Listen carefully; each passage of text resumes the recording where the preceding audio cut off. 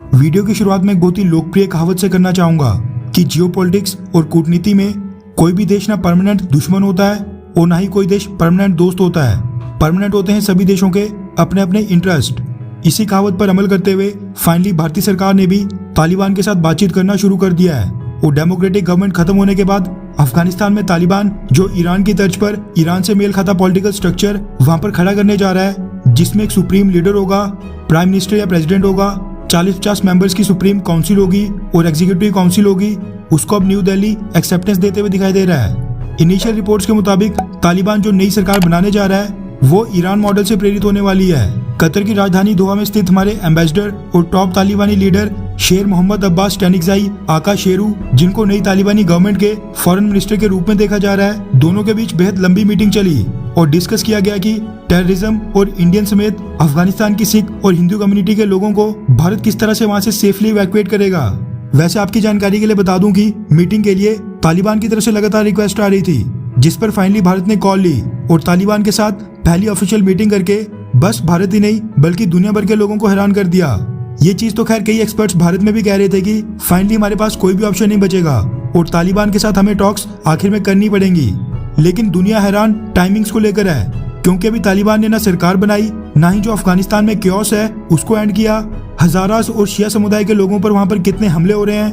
पंजशीर के ऊपर तालिबान हमले कर रहा है। यूएसए और नाटो फोर्सेस के साथ काम करने वाले लोगों को तालिबान हेलीकॉप्टर्स के साथ लटकाकर फांसी देकर नुमाइश कर रहा है। लेकिन इन सब के बावजूद भारत ने तालिबान की तरफ हाथ बढ़ाया है। मोदी सरकार ने इसके साथ साथ तालिबान को लेकर कई सारे एक्शंस लिए हैं, जिनके बाद फाइनली ये डिसीजन आया है। रेफरेंस के लिए आपकी स्क्रीन पर इंडिया टुडे के एक आर्टिकल का स्क्रीनशॉट है, जिसके मुताबिक पीएम नरेंद्र मोदी ने अफगानिस्तान पर एक हाई लेवल ग्रुप बनाया है, जिसमें भारत के national security adviser Ajit Doval साहब, विदेश मंत्री डॉक्टर एस जयशंकर साहब और सिक्योरिटी एजेंसीज के कई सारे सीनियर अधिकारी शामिल हैं, जो अफगानिस्तान में भारत की इमीडिएट प्रायोरिटीज को सुनिश्चित करने के लिए काम करेंगे। रिपोर्ट्स के मुताबिक ये हाई लेवल ग्रुप पिछले कुछ दिनों से अजीत डोवाल साहब की लीडरशिप में लगातार डेली बेसिस पर पॉलिसीज फ्रेम कर रहा है, जिसके बारे में पीएम मोदी को डेली रिपोर्ट किया जा रहा है। जो हाल ही में भारत ने यूएन सिक्योरिटी काउंसिल में अपनी प्रेसिडेंसी का फायदा उठाते हुए अमेरिका, फ्रांस और ब्रिटेन की मदद से 30 अगस्त की रात यानी पिछले दिन प्रेसिडेंसी खत्म होने से ठीक एक दिन पहले तालिबान के खिलाफ बाइंडिंग रेजोल्यूशन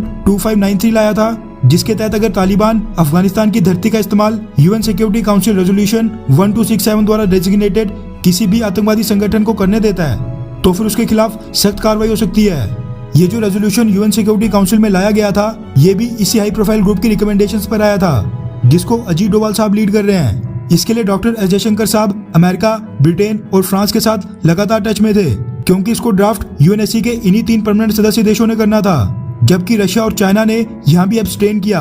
और तालिबान के खिलाफ इस रेजोल्यूशन को समर्थन नहीं दिया, क्योंकि यूएन सिक्योरिटी काउंसिल का 1267 रेजोल्यूशन मुख्य तौर पर भारत के खिलाफ खड़े होने वाले आतंकवादी संगठन जैसे लश्कर ए तौयबा, जैश ए मोहम्मद इनको कवर करता है। यानी ये रेजोल्यूशन भारत के फेवर में था। इसके साथ जो ये तालिबान के साथ फाइनली भारत ने टॉक्स शुरू की, वो भी बताया जा रहा है कि अजीत डोवाल साहब और डॉक्टर एस जयशंकर साहब की लीडरशिप में इसी हाई प्रोफाइल ग्रुप ने पीएम मोदी को रिकमेंड किया था।